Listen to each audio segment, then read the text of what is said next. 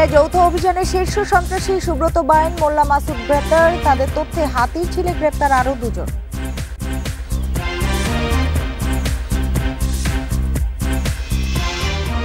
কাল ছাড়া পাচ্ছেন এটিএম আজহার। মানবতা বিরোধী অপরাধের মামলায় মৃত্যুদণ্ড থেকে খালাস, আপিল বিভাগের রায়।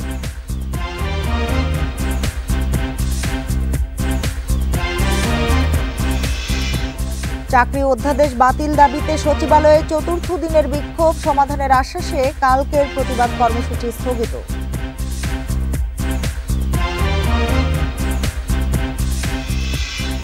এনসিপির সাবেক নেতা তানভীর এবং স্বাস্থ্য উপদেষ্টার 2 পিএস এর দেশ ত্যাগের নিষেধাজ্ঞা, তদবির বাণিজ্যের অভিযোগ।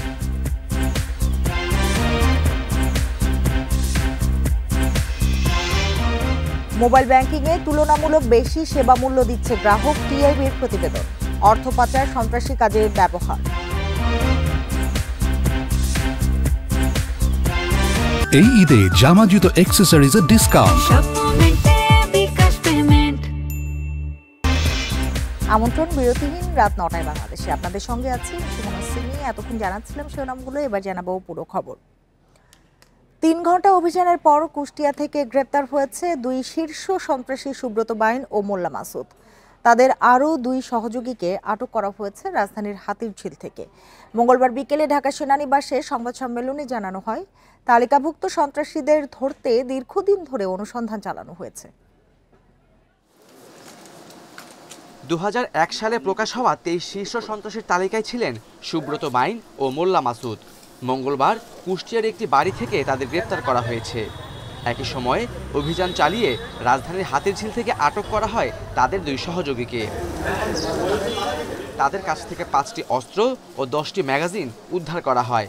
কুষ্টিয়া থেকে ঢাকায় আনার পর সংবাদ সম্মেলনে আইএসপিআর পরিচালক জানান, প্রায় 3 ঘন্টা অভিযান চলে কুষ্টিয়ায়, তবে কোনো সহিংসতার ঘটনা ঘটেনি। গোপন তথ্যের ভিত্তিতে সফলভাবে 2 জন শীর্ষ সন্ত্রাসী এবং তাদের 2 জন সহযোগীকে গ্রেফতার করতে সক্ষম হয়।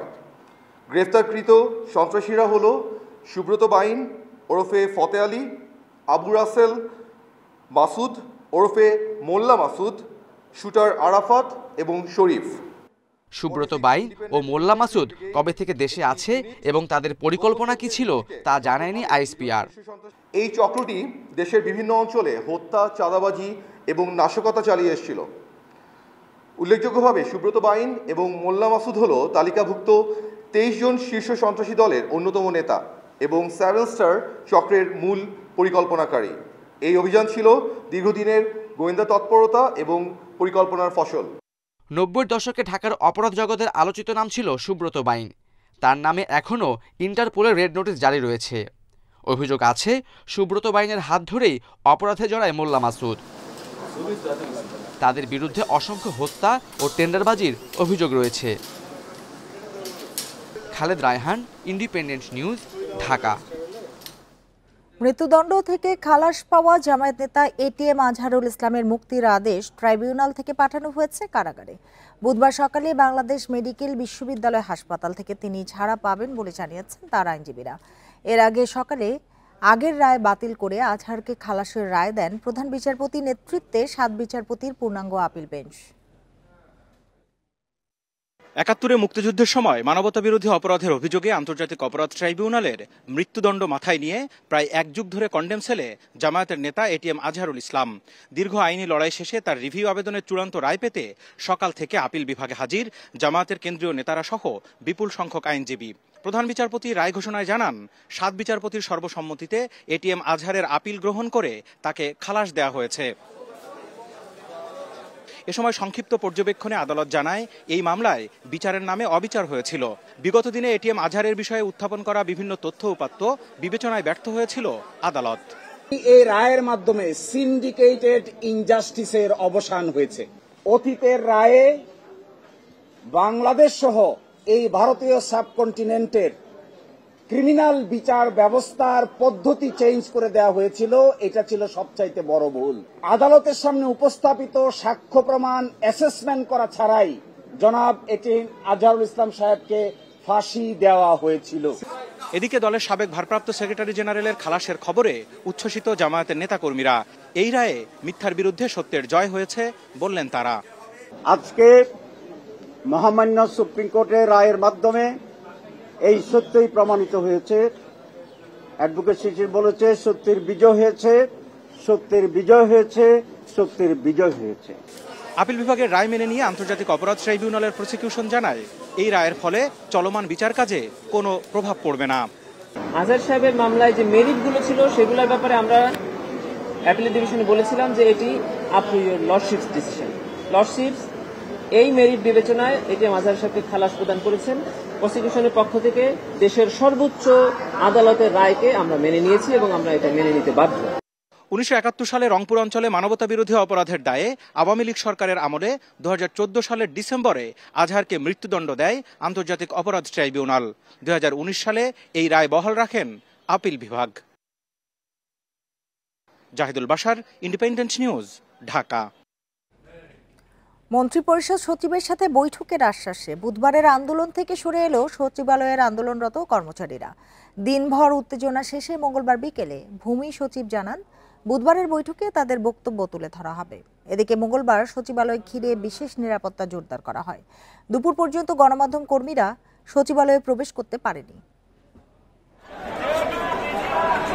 পূর্ব ঘোষণা অনুযায়ী মঙ্গলবার সকাল 10টার পর চতুর্থ দিনের মতো নিজ দপ্তর থেকে বেরিয়ে আন্দোলনে নামার প্রস্তুতি নিচ্ছিলেন সচিবালয়ের কর্মচারীরা। কিন্তু সকাল থেকেই সচিবালয়ে প্রবেশে ছিল বেশ কড়াকড়ি। মোতায়েন করা হয় বাড়তি পুলিশ, বিজিবি, সোয়াত, র্যাব এবং এপিবিএন সদস্যদের। এক্সট্রাভাবে এটা জোরদার করা হয়েছে, আগেও থাকতো কিন্তু আজকে একটু এক্সট্রাভাবে জোরদার করা হয়েছে। সবসময় যে আমরা ডিউটি করি এটা একটু গাড়ি চেক আপ করে পাস কার্ড আছে কিনা, বাইরের কোনো গাড়ি অ্যালাউ করতেছি না। যারা 20 স্টাফ তাদেরই শুধু আমরা অ্যালাউ করতেছি। অধ্যাদেশ বাতিলের দাবিতে কড়া নিরাপত্তার মধ্যেও প্রায় 2 ঘন্টা বিক্ষোভ করেন কর্মচারীরা। মঙ্গলবার বিকেলে ভূমি, গৃহায়ণ ও স্থানীয় সরকার সচিবের সাথে বৈঠকে বসেন আন্দোলনকারীরা।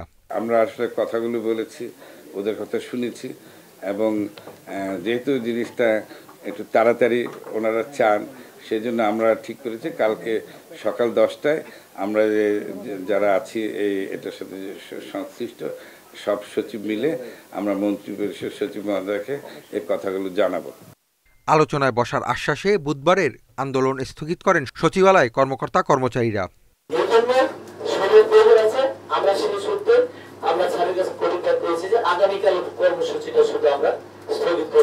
গত 22 মে উপদেষ্টা পরিষদের সভায় সরকারি চাকুরি আইন সংশোধন অনুমোদন হয়। এতে অযৌক্তিক ছুটি ও কাউকে কাজ থেকে বিরত রাখার চেষ্টা করলে বরখাস্ত, বেতন কমিয়ে দেওয়া বা অব্যাহতির বিধান রাখা হয়েছে।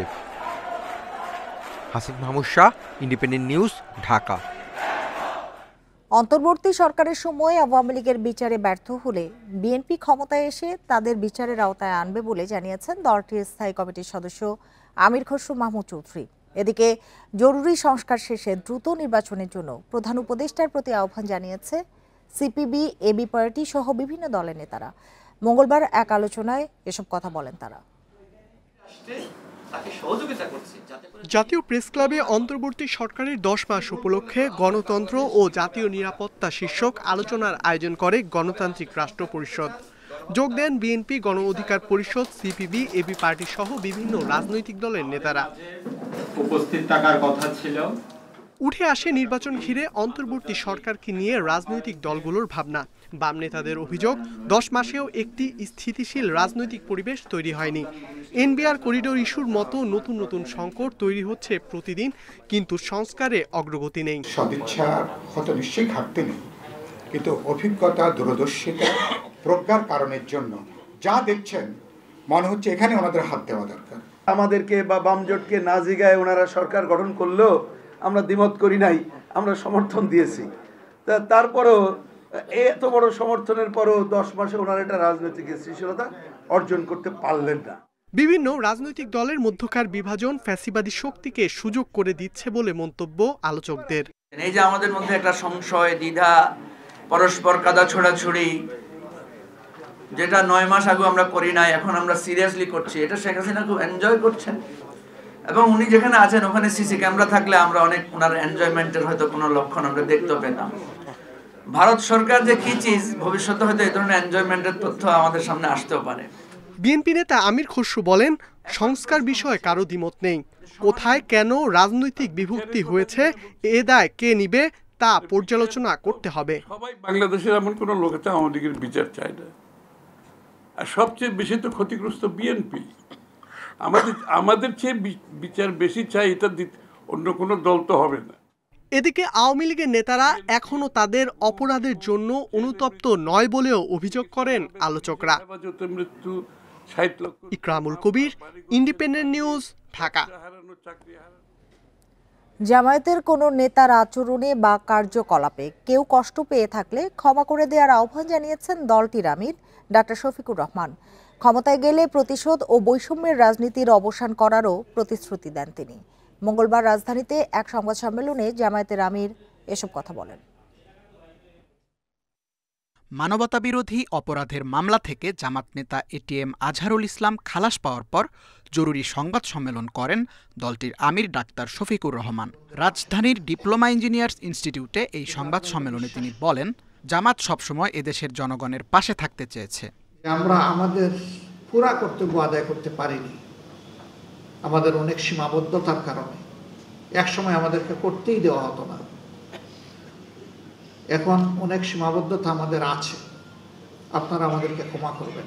তিনি অভিযোগ করেন, মানবতাবিরোধী অপরাধের বিচারের নামে জামাতের নেতারা গণহত্যার শিকার হয়েছে। ব্রিটেনের আদালত বলেছে জেনোসাইড টু দ্য জাস্টিস, আর আজকে আমাদের আদালত বলেছে আপিল বিভাগ মিসক্যারিয়েজ অফ দ্য জাস্টিস,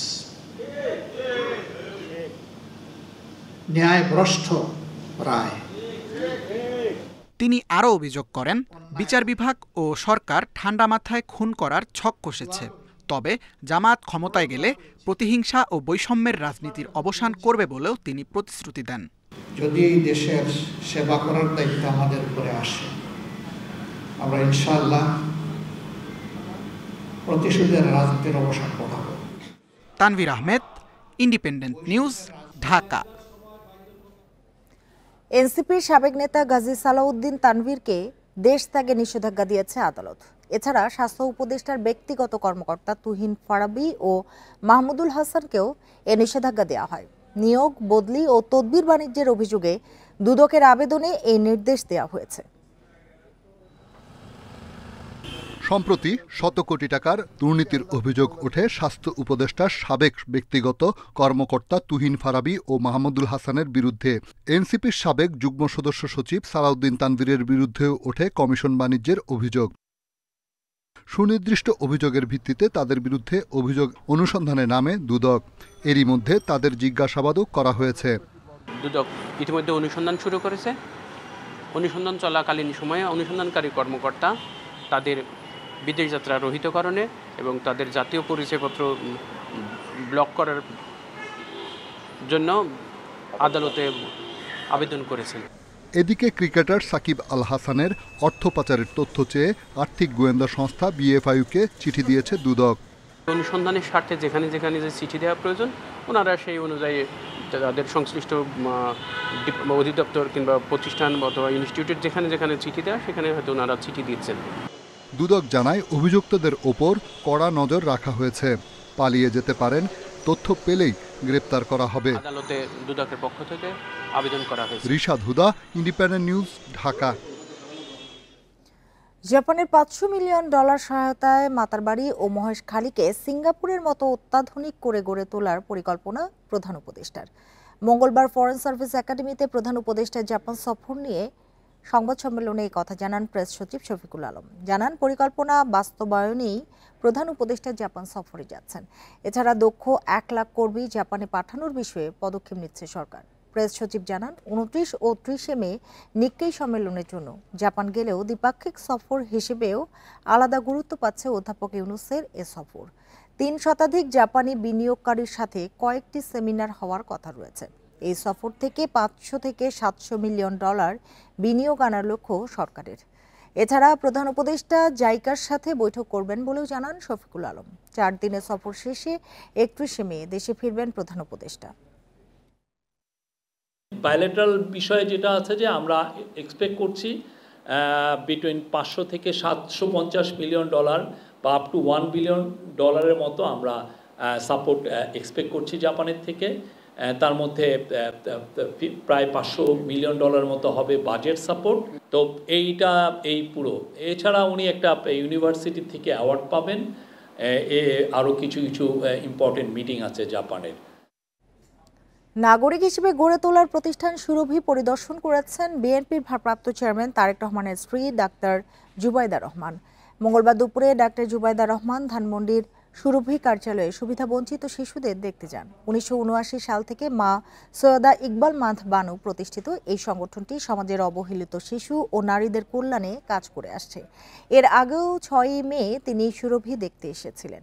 সুরভির 40 বছরের কর্মকাণ্ডের আলোকচিত্র ও ছবি প্রদর্শনী এবং সৈয়দা ইকবাল মান্থ বানুর আঁকা ছবিগুলো ঘুরে দেখেন। সুরভি কার্যালয়ে পৌঁছলে সংগঠনটির নির্বাহী পরিচালক মোহাম্মদ আবু তাহের সহ শিক্ষক কর্মচারীরা তাকে ফুল দিয়ে স্বাগত জানান। 46 বছরে সংগঠনটি বৃত্তিমূলক প্রশিক্ষণ, প্রাথমিক স্বাস্থ্য শিক্ষা ও সেবা, সামাজিক সচেতনতা বৃদ্ধি সহ বিভিন্ন জনকল্যাণমূলক কার্যক্রম পরিচালনা করেছে।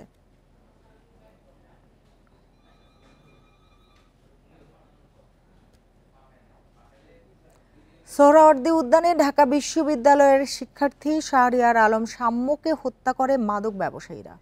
সেদিন শাম্য মাদক ব্যবসায়ীদের অস্ত্র দেখে ফেলায় তাকে ছুরিকাঘাতে হত্যা করা হয় বলে জানিয়েছে পুলিশ। হত্যায় জড়িত 11 জনকে গ্রেপ্তারের পর বিকেলে ডিএমপি মিডিয়া সেন্টারে সংবাদ সম্মেলনে এসব কথা জানান ডিএমপি কমিশনার। 13 মে রাত 12:15টার দিকে সোহরাওয়ার্দী উদ্যানে সন্ত্রাসীদের ছুরিকাঘাতে নিহত হন ঢাকা বিশ্ববিদ্যালয়ের শিক্ষার্থী ও ছাত্রদল নেতা শাহরিয়ার আলম শাম্য। সে রাতেই 3 জনকে গ্রেপ্তার করে পুলিশ। পরে গ্রেপ্তার হয় আরও 8 জন। তাদের মধ্যে 2 জন আদালতে স্বীকারোক্তি দিয়েছে। মঙ্গলবার সংবাদ সম্মেলনে ডিএমপি কমিশনার শাম্য হত্যার বিষয়ে লিখিত বক্তব্য দেন। বিজ্ঞ আদালতের মাধ্যমে ধৃত 3 আসামিকে রিমান্ডে নিয়ে জিজ্ঞাসাবাদ, প্রাপ্ত গোয়েন্দা তথ্য ও প্রযুক্তিগত বিশ্লেষণের মাধ্যমে ঘটনাস্থলে সরাসরি উপস্থিত ও হত্যাকাণ্ডে অংশগ্রহণকারীদের শনাক্ত করা হয়। কক্সবাজার, মুন্সিগঞ্জ ও ঢাকা মহানগরীর বিভিন্ন এলাকায় ডিবির একাধিক দল ধারাবাহিক অভিযান পরিচালনা করে, আরও 8 জনকে গ্রেপ্তার করে। ডিবির যুগ্ম কমিশনার নাসিরুল ইসলাম জানান, মাদক ব্যবসায়ী চক্রের হামলায় নিহত হন শাম্য। তাদের সাথে থাকা অস্ত্র দেখে ফেলার কারণেই শাম্যর সাথে ধস্তাধস্তি হয়। রাব্বির হাতে একটা ট্রেজার গান ছিল, ট্রেজার গান যেটা ইলেকট্রিক শক, সেই ইলেকট্রিক শকের ট্রেজার গানটা যখন শো করে কোলে পড়ে, তখন সেই ট্রেজার গানটা দেখে এই শাম্য সেই ট্রেজার গানটা কি এটা জানতে চাওয়ার একটা পর্যায়ে তাদের ভিতরে যখন ধস্তাধস্তি হয়, ধস্তাধস্তির একটা পর্যায়ে ওই মাদক ব্যবসায়ীর অন্য যারা আছে তারা ঘটনাস্থলে আসে এবং তাদের ভিতরে ধাওয়া পাল্টা ধাওয়া এবং ধস্তাধস্তির একটা পর্যায়ে এই হত্যাকাণ্ডটা ঘটে। তবে শাম্য হত্যা পরিকল্পিত দাবি করে তার বড় ভাই জানান, আসামিদের দেয়া জবানবন্দির সাথে পুলিশের বক্তব্য মেলে না। অসংলগ্ন বক্তব্য আর কি, একটার পর একটা বক্তব্যগুলো সিকোয়েন্সগুলো মেলে না আর কি। তো আমি পুলিশ প্রশাসনের কাছে আমি আবার আবেদন জানাবো এটাকে আরও অধিকতর তদন্ত করুক, এবং আপনারা যারা মিডিয়ার লোকজন আছেন আপনারাও এটা অধিকতর তদন্ত করেন যে নিছক মাদক কারবারিকে চিনে ফেলছে, তাকে বাধা দিছে, এই কারণে আমার ভাই মারা যেতে পারে না। এদিকে শাম্য হত্যার ঘটনায় তদন্ত প্রতিবেদন জমা দিয়েছে ঢাকা বিশ্ববিদ্যালয়ের কমিটি। Nahid Kamal, independent news, Dhaka. শেরপুরে সাবেক ভূমিমন্ত্রী ও জামালপুর 5 আসনের সাবেক সংসদ সদস্য রেজাউল করিম হীরাকে স্ত্রী সহ আটক করে পুলিশে দিয়েছে স্থানীয় বিএনপি নেতাকর্মীরা। বিকেলে সদর সাব রেজিস্ট্রারের কার্যালয় থেকে আটক করে পুলিশে দেওয়া হয়। পুলিশ জানায়, সাবেক ভূমিমন্ত্রী রেজাউল করিম হীরা তার জমি বিক্রির দলিল করে দিতে শেরপুর সদর সাব রেজিস্ট্রার কার্যালয়ে যান। খবর পেয়ে ছাত্রদল, স্বেচ্ছাসেবক দল, যুবদল ও শ্রমিক দলের নেতাকর্মীরা তাকে আটকে রেখে পুলিশে খবর দেন। পরে পুলিশ তাদের উদ্ধার করে শেরপুর সদর থানায় নিয়ে যায়। এ সময় তাকে ঘিরে বিক্ষোভ মিছিল এবং শাস্তির দাবি জানান বিএনপি নেতাকর্মীরা।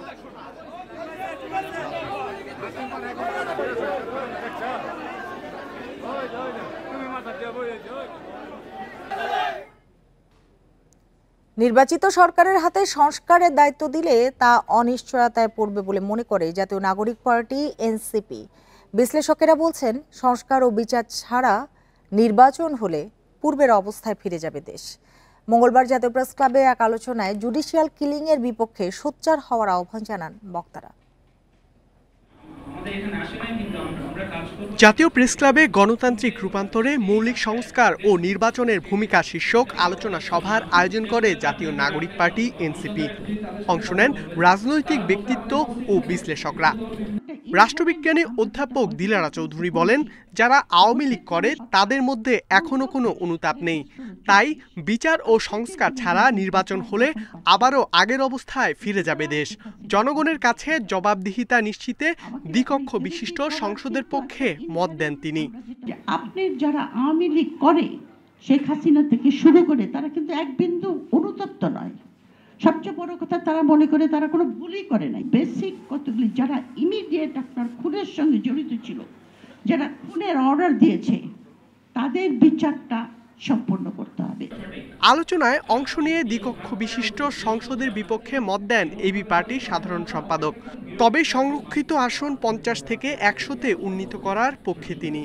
যে দুইটা চেম্বার করলে যেটা হবে, দ্বিতীয় চেম্বারটা হচ্ছে মমতাজ আর হইল সুবর্ণা মোস্তফাদের, আসাদুজ্জামান নূরদের ভরণ পোষণ কেন্দ্র হবে। যারা ধরেন প্রত্যেকটা আসনে 5 জন করে নমিনেশন সিক করে একটা বড় পলিটিক্যাল পার্টি, কয়জনকে নমিনেশন দেবে? অভ্যুত্থানের আকাঙ্ক্ষা পূরণে নতুন রাষ্ট্র কাঠামো তৈরির আহ্বান জানান এনসিপি সদস্য সচিব। বিচার প্রক্রিয়াকে দৃশ্যমান করে সংস্কার বাস্তবায়নের পরই নির্বাচনে যেতে চান তিনি। সংস্কারের আলাপ চলছে, অনেকে বলছেন নির্বাচিত সরকার এসে তারপরেই সংস্কারকে সম্পূর্ণ করা হবে। আমরা মনে করি এই কথার মধ্য দিয়ে নির্বাচিত সরকারের উপরেই সংস্কারের দায়িত্বভার অর্পণ করার মধ্য দিয়ে সংস্কারকে অনিশ্চয়তার দিকে ঠেলে দেওয়ার একটা মানসিকতা রয়েছে। মৌলিক সংস্কারের ক্ষেত্রে রাজনৈতিক দলগুলোকে এক হওয়ার আহ্বান জানিয়েছে এনসিপি নেতারা। ইকরামুল কবির, ইন্ডিপেন্ডেন্ট নিউজ, ঢাকা। মোবাইল আর্থিক সেবা খাত দ্রুত বিস্তৃত হলেও লেনদেনে বাণিজ্যিক ব্যাংকের চেয়ে কয়েক গুণ বেশি সেবা মূল্য দেন গ্রাহক। এক গবেষণায় এ তথ্য দিয়েছে টিআইবি। অনলাইন জুয়া, ক্রিপ্টোকারেন্সির মাধ্যমে অর্থ পাচার ও সন্ত্রাসী কাজে মোবাইল ব্যাংকিং ব্যবহৃত হচ্ছে বলেও গবেষণায় উঠে আসে। সকালে রাজধানীতে সংবাদ সম্মেলনে এসব তথ্য দেওয়া হয়। রাজধানীর ধানমন্ডির টিআইবি কার্যালয়ে মোবাইল আর্থিক সেবা খাতে সুশাসনের চ্যালেঞ্জ ও উত্তরণের উপায় বিষয়ে গবেষণা প্রতিবেদন তুলে ধরা হয়। এতে দাবি করা হয়, মোবাইল আর্থিক সেবা খাতের বিকাশ হলেও সুপরিকল্পিত সুনির্দিষ্ট আইনি কাঠামো তৈরি হয়নি। এছাড়া প্রতিষ্ঠানভেদে বৈষম্যমূলক মডেল ও শর্তারোপ সহ নানা আইনি সীমাবদ্ধতার কথাও উঠে আসে। প্রতিবেদনে এমএফএসপির সক্ষমতা ও বিভিন্ন ঘাটতি ও জটিলতাও তুলে ধরা হয়। টিআইবির নির্বাহী পরিচালক বলেন, নানা অসঙ্গতির কারণে এ সেবা চালুর প্রত্যাশিত সুফল পাওয়া যায়নি। সেবা মূল্য মোটামুটি ভাবে সেবা প্রদানকারীদের হাতে একচেটিয়াভাবে হস্তান্তরিত থাকায় বা নিয়ন্ত্রিত থাকার ফলে যেটা হয়েছে যে স্বাভাবিক ব্যাংকিং খাতে যেই ধরনের মূল্য দিতে হয় সেবাগুলোর জন্য, তার তুলনায় অনেক বেশি মূল্য আমাদের দিতে হচ্ছে তাদেরকে। মোবাইল ব্যাংকিং সেবা ব্যবহার করে অর্থ পাচার বিষয়ে উদ্বেগ জানান টিআইবির নির্বাহী পরিচালক। অর্থ পাচার, অনলাইন জুয়া, এই ধরনের বেটিং, এই ধরনের ক্রিকেট এবং অন্যান্য বিষয়কে কেন্দ্র করে যেতে হয়েছে এবং বিশেষ করে এমনকি সন্ত্রাসী কর্মকাণ্ড, অর্থায়নের মতো অপরাধ এবং ক্রিপ্টোকারেন্সিতে ব্যবহারের মাধ্যম হিসাবে ব্যবহৃত এমএফএস ব্যবহৃত হচ্ছে। মোবাইল আর্থিক সেবা খাতকে জনবান্ধব করতে স্বতন্ত্র আইন প্রণয়ন সহ 13টি সুপারিশ দিয়েছে টিআইবি। এবং এটিকে নিয়ন্ত্রণ করতে না পারলে আমরা আরো বেশি। শাহাদাত স্বপন, ইন্ডিপেন্ডেন্ট নিউজ, ঢাকা। জাতীয় বিশ্ববিদ্যালয়ের চাকুরিচ্যুত 988 জনকে জ্যেষ্ঠতার পদোন্নতি সহ চাকরিতে পুনর্বহাল ও তাদের সকল সুযোগ সুবিধা দেওয়ার নির্দেশ দিয়ে রায় দিয়েছেন আপিল বিভাগ। মঙ্গলবার প্রধান বিচারপতি ডক্টর সৈয়দ রেফাত আহমেদের নেতৃত্বাধীন আপিল বিভাগের পূর্ণাঙ্গ বেঞ্চ এ রায় দেন। 2011 সালে জাতীয় বিশ্ববিদ্যালয়ের 988 কর্মকর্তা কর্মচারীকে উচ্চ আদালতের নির্দেশে চাকুরিচ্যুত করা হয়। গত বছরের 5 আগস্ট আওয়ামী লীগ সরকারের পতনের পর চাকুরিচ্যুত এসব কর্মকর্তা কর্মচারী চাকরি ফিরে পাওয়ার দাবিতে আন্দোলনেও নামেন। এরই পরিপ্রেক্ষিতে গত বছরের 9 সেপ্টেম্বর বিশ্ববিদ্যালয়ের সিন্ডিকেটের সভায় 2008 থেকে 2024 সাল পর্যন্ত চাকুরিচ্যুত 988 জনকে চাকরিতে পুনর্বহালের বিষয়ে রিভিউ পিটিশনের সিদ্ধান্ত নেয় জাতীয় বিশ্ববিদ্যালয়। জাতীয় বিশ্ববিদ্যালয়ের চাকরি বিধি যথাযথ অনুসরণ করে 2003 ও 2004 সালে বিভিন্ন স্মারকে এসব কর্মকর্তা কর্মচারীদের নিয়োগ দেওয়া হয়। আমাদের বাচ্চা কাচ্চা নিয়ে আমাদের পরিবার নিয়ে আমরা অনেক কষ্টে দিন পার করতে হয়েছিল আমাদের। এই কৃতজ্ঞ জানানোর ভাষা নাই। আসলে আমরা উনারা না আসলে আজকে এই চাকরি ফেরত পাইতাম না। বিশ্ববিদ্যালয় কর্তৃপক্ষ দেশের সর্বোচ্চ আদালতের রায়টি তারা বাস্তবায়ন করবেন। আর এই ক্ষেত্রে ওনাদেরকে চাকরিতে পুনর্বহালের ক্ষেত্রে এই মুহূর্ত থেকে জাতীয় বিশ্ববিদ্যালয়ের আর কোনো আইনগত বাধা নেই। এই ছিল এখনকার সংবাদে। ইন্ডিপেন্ডেন্ট টেলিভিশনের সব খবরের আরো বিস্তারিত জানতে চোখ রাখুন ফেসবুক, ইউটিউব এবং এক্সে। ধন্যবাদ সবাইকে।